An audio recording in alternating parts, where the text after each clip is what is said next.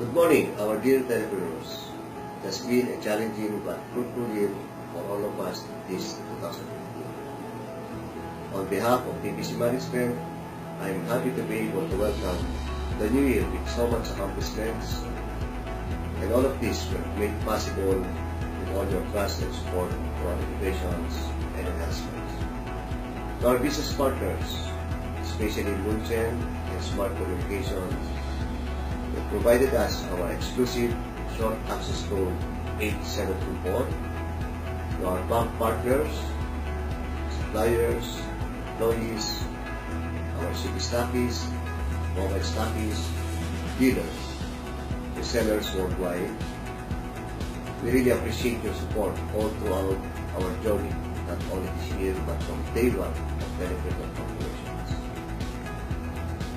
All of you are contributing factors in our commitment to become the largest and responsible multi-level marketing company and solutions provider in the Philippines. To our Heavenly Father, we thank you for giving us the strength to face and overcome our challenges. Maraming salamat po sa mga talentong pinatalok niyo sa amin upang may pamahagin sa aming kapwa.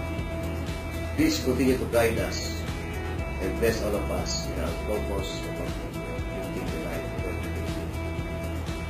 As we enter the year 2016, we assure all of you that we will strive even harder for the betterment of the company, its members, and employees as well.